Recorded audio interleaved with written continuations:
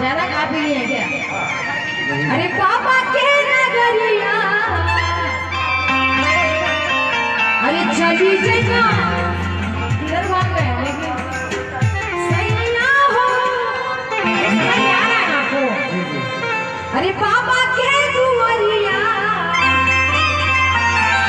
हम रकीन में हो क्या भैया ये भजन तो सभी को पता है सभी झारखंड वाले हैं ना कि घुंघरू लागल कांवरिया घुंघरू लागल कांवरिया इतना सुर में बोल रहे कीन देखो लेकिन एक बार भी नहीं बोले कीन देखो। बताइए इधर वाले देख लीजिए लाइव है